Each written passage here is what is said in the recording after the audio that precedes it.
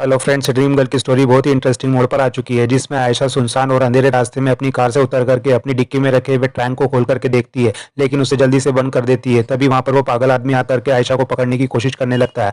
आयशा डर के मारे जल्दी से कार में बैठ जाती है और कार को लेकर के वहां से निकल जाती है और कार चलाते हुए सोचने लगती है, ओ माय गॉड, क्या हालत हो गई है मेरी, मुझे नहीं लगता है कि मुझसे हो पाएगा। तभी खुद को संभालते हुए कहने लगती है कि आयशा, तुम्हें ब्रेव होना पड़ेगा, कैसे भी करके तुम्हें ये ट्रंक है ना मुंबई लेकर के जाना है। इसे इस तरह बीच रास्ते में छोड़ेंगे तो बहुत बड़ी प्रॉब्लम हो जाएगी, सब कुछ खत्म हो जाएगा। तुम ये कर सकती हो, तुम ब्रेव हो। और अपनी हिम्मत बढ़ाने लगती है। उधर लक्ष्मी भी समर की हिम्मत बढ़ा रही होती है और समर को समझा रही होती है कि जिंदगी में हर इंसान के पास मकसद होता है, अगर उसके पास मकसद नहीं होता है ना तो वो ढूंढ लेता है। तुम्हारे पास भी तो एक मकसद है, तुम्हें तो इन सब लोगों के लिए एक नई उम्मीद बन करके आना चाहिए, अपने काम पर ध्यान देना चाहिए और एक नई फिल्म शुरू करना चाहिए। उसकी बातें सुनकर के समर भी कहता है कि लक्ष्मी, तुम्हारे सपनों का क्या। ये सुनकर के लक्ष्मी निराश हो जाती है और कहने लगती है कि मेरे साथ जो कुछ भी हुआ है ना, उसके बाद तो मेरा सबके सामने आना नामुमकिन है। समर भी कहने लगता है, लक्ष्मी, ये नाम और बदनामी सब कुछ बनाए जाते हैं, ये सब आयशा भाभी ने क्रिएट किया है तुम्हें बदनाम करने के लिए। लक्ष्मी कहती है, राज, तुम मेरी बात नहीं समझ रहे हो, जब भी मैं ना सबके सामने आऊंगी ना तो मेरी इन्हीं बातों के बारे में चर्चा हो। तुम जानते हो ना कि मैं शादी से क्यों भागी थी, क्योंकि राज, मैं तुम्हारे करियर के बीच में नहीं आना चाहती हूँ। मैं तुम्हें अपना सपना पूरा करते हुए देखना चाहती हूँ, तुम एक सुपरस्टार बनो। ये सुन करके समर लक्ष्मी को गले लगा लेता है। तभी करण भी आकर के उन लोगों की बातें सुन रहा होता है। समर लक्ष्मी से कहता है, लक्ष्मी, तुम कभी भी मेरी रुकावट नहीं बन सकती हो, तुम तो मेरी हमसफर हो। मेरे सपने, मेरे करियर तुम्हारे बिना कुछ भी नहीं है। और अगर मैं तुम्हारी लाइफ में नहीं आता ना तो तुम कभी भी अपने सपनों से नहीं भटकती। लक्ष्मी भी कहने लगती है, राज, तुम समझ क्यों नहीं रहे हो, मैं इस इमेज के साथ में कुछ भी नहीं कर सकती हूँ। लोगों के सामने एक बहुत ही चालाक, मौका परस्त और खुदगर्ज साबित हो गई हूँ। ऐसे इंसान को तो किसी के सामने आना ही नहीं चाहिए, कहीं जाकर के छुप जाना चाहिए। और रोने लगती है। तभी वहां पर करण आकर के पूछने लगता है, क्या कुछ हो गया है, क्यों इतनी अपसेट लग रही हो। तभी लक्ष्मी करण को कुछ भी नहीं बताती है और वहां से चलने के लिए कहती है, लेकिन लक्ष्मी की परेशानी करण समझ चुका होता है। उसके बाद अगले दिन सुबह आयशा पूरी रात गाड़ी चला करके मुंबई पहुंच चुकी होती है और सोचने लगती है कि मुंबई तो आ गई हूँ, पर इस ट्रैन का क्या करूं। तभी किसी को फोन लगा करके पूछने लगती है कि आपसे एक फ्लैट की बात करी थी ना रेंट पर, तो आप मुझे एड्रेस बता दीजिए कि वो फ्लैट कहाँ पर है, मुझे अभी आना है। वो व्यक्ति कहने लगता है कि मैडम, इतने सवेरे सवेरे तो सब लोग सो रहे होंगे। आयशा कहने लगती है, सवेरे का क्या मतलब है, आज की बात हुई थी ना तो मैं कभी भी आ सकती हूँ। और फोन काट देती है और सोचने लगती है कि अब क्या करूं, इस टाइम को तो घर बिल्कुल नहीं लेकर के जा सकती हूँ। लेकिन कुछ भी समझ में नहीं आ रहा होता है। वो ट्रैन को लेकर के घर ही पहुंच जाती है और जल्दी से डिक्की खोल करके सोचने लगती है कि इसे क्या करूं, यहाँ पर छोड़ नहीं सकती हूँ, इसे अंदर लेकर के जाना होगा और खुद ही उस ट्रैंक को निकालने की कोशिश कर। लेकिन वो हिल भी नहीं रहा होता है। आयशा सोचने लगती है कि इतना भारी है, मुझसे तो नहीं उठने वाला है, कहीं कोई देख ना ले, मुझे जल्दी करना होगा। तभी गेट पे खड़े हुए वॉचमैन को बुला लेती है और ट्रैंक को उठाने के लिए कहती है और वॉचमैन के साथ मिलकर के ट्रैंक को उठा करके घर के अंदर लेकर जाने लगती है। और वॉचमैन से कहती है, चुपचाप चलना, आवाज मत करना, शोर मत मचाना, सब लोग सो रहे होंगे। लेकिन घर में मानव जगा हुआ होता है और करण का फोन आने पर करण से पूछने लगता है कि करण, इतनी सुबह सुबह फोन कैसे किया। करण भी कहने लगता है, जीजू, बात तो रात को ही करना चाहता था, मेरे दिमाग में एक आइडिया आया है। और मानव को बताने लगता है। मानव भी ये सुनकर के खुश हो जाता है और कहता है कि ये तो बहुत ही अच्छा आइडिया है और करण को उस आइडिया पर डिस्कस करने के लिए घर बुला लेता है और कहता है कि जल्दी आना करण, हम लोग बाहर जा रहे हैं। उधर आयशा भी वॉचमैन के साथ वो ट्रायंगल लेकर के अपने कमरे की तरफ जाने लगती है। अभी मानव आहट सुनकर के आवाज लगाने लगता है कि वहाँ क्या हो रहा है। ये सुनकर के आयशा भी चौंक जाती है और जैसे ही मानव अपने कमरे से बाहर निकलने वाला होता है, डोली वहां आकर के कहने लगती है कि सब कुछ हो गया है बेटा, रेडी, हम सब लोग तैयार हो गए हैं, सारी तैयारियां कर ली हैं।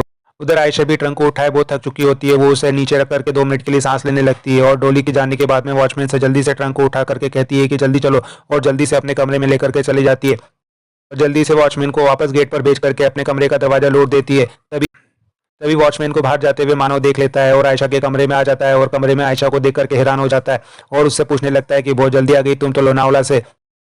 आयशा भी नाटक करते हुए कहने लगती है कि बहुत सर दुख रहा है। तभी मानव उसके पीछे रखा हुआ ट्रंक देख लेता है और पूछने लगता है कि ये ट्रंक कहाँ से आया। आयशा कहती है, ये ट्रंक तो यही था, इसमें क्या हो सकता है, कुछ भी नहीं है, कुछ सामान रखा हुआ है। मानव पूछने लगता है, इस जैसे ट्रंक में तुम कब से अपना सामान रखने लगी हो, इसे पहले तो कभी नहीं देखा है। आयशा कहती है, इसमें क्या देखना है, ये सब तो यहीं पर था, कब से पीछे पड़ा हुआ था। आपको कहाँ पता रहता है कि इस घर में क्या आता है, क्या जाता है, कहाँ क्या पड़ा रहता है, सब कुछ तो मैं ही संभालती हूँ, आज अचानक से पूछ लिया। मानव उसके झूठ को समझ रहा होता है और पूछने लगता है, क्या तुम शिमला में यही लेने के लिए गई थी, फ्लाइट में तो नहीं आया होगा। ये सुनकर के आयशा चौंक जाती है। आयशा बात बदल के कहने लगती है, तो आपको पता चल गया कि मैं लोनावला नहीं गई थी, न्यूज में देख लिया होगा आपने। मानव कहता है, पब्लिसिटी के लिए गई थी, बिना स्टाफ और बिना पीआर टीम के, बेवकूफ समझती हो क्या। आयशा कहती है, क्या बात कर रहे हैं, ये मेरी फिल्म है, आपको पता है ना मेरे दिल के कितने करीब है ये फिल्म, मैं कहीं भी जा सकती हूँ इसकी पब्लिसिटी के लिए, जो भी हो सकेगा ना वो सब कुछ करूंगी इसके लिए। पब्लिसिटी के लिए मुझे किसी से परमिशन लेने की जरूरत नहीं है। मानव भी कहने लगता है, फिल्म तो सुपर हिट हो चुकी है, प्रमोशन की कोई जरूरत नहीं है, और वैसे भी शिमला जैसे शहर जहाँ पर सिर्फ एक सिंगल स्क्रीन थिएटर है, और कहता है झूठ बोलना छोड़ो आयशा, एक जमाना था जब मैं तुम्हारी हर बात पर यकीन करता था, लेकिन अब तुम ये सोचना भी मत कि मैं तुम्हारी किसी भी बात पे विश्वास करूंगा। आयशा भी कहती है जब किसी बात पे यकीन करना ही नहीं है तो फिर एक्सप्लेन करने का क्या फायदा, और हमारे बीच में जो सवाल जवाब वाला रिश्ता था ना वो तो आप पहले ही खत्म कर चुके हो, तो फिर किस बात पे सवाल कर रहे हैं। लेकिन फिर भी मैं आपको बता देती हूँ कि इस ट्रंक में मेरा कुछ सामान रखा है और मैं जा रही हूँ, मुझे नहीं रहना है इस घर में, एक ही छत के नीचे रह करके आपको इस तरह परायों की तरह बिहेव करता हुआ नहीं देख सकती। चाहे मुझे कितना बुरा लगता है, मैं जा रही हूँ अपना सामान लेकर के। उसकी बात समझने की कोशिश कर रहा होता है, लेकिन तभी आयशा बात बदल के कहने लगती है, मानो क्यों कर रहे हैं आप मेरे साथ ऐसा, ये रिश्ता तोड़ने वाली बात बिल्कुल भी ठीक नहीं है। आज भी मैं जो कुछ भी कर रही हूँ ना हम दोनों के लिए कर रही हूँ। मानो उसे अपने से दूर करते हुए कहता है कि तुम हॉल में आ जाना, तुम्हारे लिए एक सरप्राइज है। आयशा भी सोचने लगती है अब क्या सरप्राइज होगा। उधर करण भी मानव के घर पहुंच जाता है, मानव को परेशान देख करके पूछने लगता है कि क्या हुआ जीजू। मानव भी कहता है मैडम जी शिमला से वापस आ गई है, बहुत कोशिश की मालूम करने की कि वो शिमला क्यों गई थी, लेकिन इतनी ढीठ है कि भनक तक नहीं पड़ने दी उसने। मैं सोच भी नहीं पा रहा हूँ आखिर उसके दिमाग में चल क्या रहा है। करण कहता है जीजू आप सोच नहीं पाएंगे, क्योंकि तबाही वाले आइडियाज के पीछे शातिर दिमाग का होना बहुत जरूरी होता है, और जो सिर्फ आयशा दी के पास है। मानव कहता है ठीक है ना, तो वैसे भी एक ना एक दिन तो सब कुछ सामने आ ही जाएगा। करण भी कहता है जीजू तो हम स्टोरी सुने। तभी आयशा को सामने देख करके पूछने लगता है कि वाह दी आप आ गई, हम लोगों ने तो बहुत मिस किया आपको, पूरे दिन कोई एक्शन नहीं था, अगर पूरे दिन बिना किसी मुसीबत के निकल जाए तो मजा ही नहीं आता है। और पूछने लगता है कैसा रहा आपका शिमला का ट्रिप। मुझे पक्का यकीन है कोई ना कोई तो गड़बड़ का जरूर करके आई होंगी आप, और वैसे भी आप जो करती है वो सारी बातें तो पता चल ही जाती है, तो ये भी पता चल जाएगा कि क्या कांड करके आई हैं आप वहाँ। आयशा मानो से कहने लगती है मानो तो ये था आपका सरप्राइज, और अपने कमरे में जाने लगती है। तभी करण भी उसे रोकते हुए कहता है कि दी आप कहाँ जा रही है, आप ही के लिए तो मैं आया हूँ, आप ही को तो मुझे स्टोरी सुनाना थी। और उसे सोफे पर बिठाते हुए स्टोरी सुनाना शुरू करता है और कहता है कि ये एक बहुत ही पावरफुल स्टोरी है, एक बारगल की स्टोरी है जिसकी माँ बाप बचपन में गुजर चुके होते हैं और उसे धंधे में घसीट लिया जाता है, और वो बहुत ही कम उम्र में डांस बार में काम करना शुरू कर देती है। इस धंधे में और लड़कियों को आता देख करके उसका खून खोल जाता है। उसे लगता है कि इस बिजनेस को रोकना होगा, तो कैसे रोके, सिर्फ एक ही चीज इसे रोक सकती है, ताकत।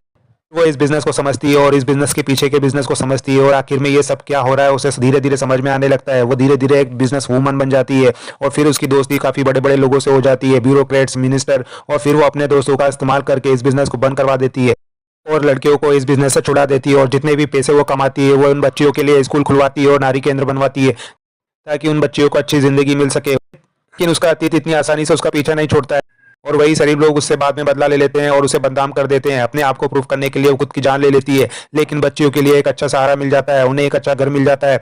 इस तरह से स्टोरी पूरी होती है, और स्टोरी सुनाने के बाद में करण मानव से पूछने लगता है कि जीजू कैसी लगी। मानव भी करण की तारीफ करने लगता है। फिर वो आयशा से पूछता है। आयशा स्क्रिप्ट सुन करके बहुत खुश हो जाती है और कहने लगती है ये तो कमाल की स्क्रिप्ट है, और कहने लगती है जब देखना ये फिल्म मैं करूंगी ना तो ये बहुत ही कमाल की निकल करके आएगी, मुझे लगता है कि आज तक की हमारी सारी फिल्मों से ज्यादा हिट रहेगी। और कहती है करण तुम फिक्र मत करना, मैं अपनी पूरी जान फूंक दूंगी इस स्क्रिप्ट में। एक लड़की जो बार गले देखा जाए तो वो लोगों का मसीहा बन जाती है। जो अभी मैंने फिल्म की है ना शक्ति, वो भी तो इसी की जैसी है, ये हमारी इमेज बनाने में बहुत मदद करेगी। तभी करण कहने लगता है कि आप दी ख्याली पुलाव बनाने में लग जाती है, आप इतना चिकना खाना खाओगी ना तो दिक्कत हो जाएगी आपके लिए। आप क्यों अपने आप को ही मक्खन लगाए जा रही है, पहले पूरी बात तो सुन लीजिए। वो तो आप इस कंपनी की क्रिएटिव डायरेक्टर है ना, तो मैंने सोचा कि आपको स्टोरी सुना देता हूँ ना, ये कैरेक्टर तो सिर्फ एक ही लड़की कर सकती है, लक्ष्मी माथुर। का नाम सुनकर के आयशा चिढ़ने लगती है। करण कहता है कि आज तक आपने लक्ष्मी माथुर को सिर्फ बदनाम किया है, उसका एमएमएस कांड बनवा दिया, कोर्ट में भी लोगों के सामने बेफजूल इल्जाम ठोक दिए, मीडिया ने भी रही कई कसर पूरी कर दी। अब मैं चाहता हूँ कि लोग इस फिल्म को देखें, मैं चाहता हूं कि लोग इस फिल्म को देखने के बाद लक्ष्मी की असलियत को जान पाए, अच्छी और सच्ची। और कहने लगता है अगर बार बार एक बुरा इंसान ही अच्छे रोल करता रहेगा तो लोगों को भी हजम नहीं होगा। आयशा करण को डांटने लगती है और कहने लगती है कि तुम असिस्टेंट डायरेक्टर हो या क्रिएटिव डायरेक्टर, लेकिन अकल तुम में दो पैसे की भी नहीं, फिर से तुम मेरी कॉपी कर रहे हो। शक्ति का रोल किया है तो अब उस लक्ष्मी को बारगल का रोल करना है। तुम जाकर के उसे बोल क्यों नहीं देते हो कि वो जिंदगी में आयशा जैसी कभी भी नहीं बन सकती है, ना आज ना आने वाले कल में।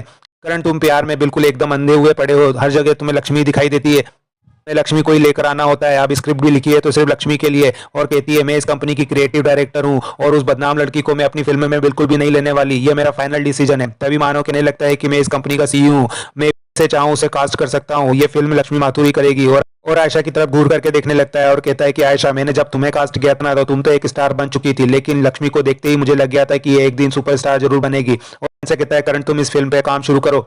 आयशा भी कहती है अगर तुम लोग यही चाहते हो तो ठीक है, लेकिन मैं तुम लोगों को ये बात याद दिला देना चाहती हूँ कि तुम लोगों ने जो भी फिल्म मेरी मर्जी के बगैर करी है ना वो फ्लॉप हुई है, और जो मेरी मर्जी के साथ वो हिट हुई है। और लक्ष्मी के साथ तो वैसे भी तुम लोग पहले भी एक फिल्म करके देख चुके हो जो कि पूरी भी नहीं हो पाई थी और बंद हो चुकी थी, और उस लड़की की वजह से फिर से ये फिल्म फ्लॉप हो गई। तो मेरे पास रोते हुए मत आना, मैं किसी की मदद करने के लिए अवेलेबल नहीं हूँ। और गुस्से में वहां से चली जाती है और अपने कमरे में जाकर के गुस्सा करने लगती है, और लक्ष्मी को याद करके कहती है कि लक्ष्मी तुमने तो मेरी जिंदगी खराब कर रखी है। एपिसोड यहीं खत्म होता है। आगे के अपडेट के लिए हमारे चैनल के साथ जुड़े रहें और चैनल को सब्सक्राइब और लाइक करना ना भूलें। थैंक्स।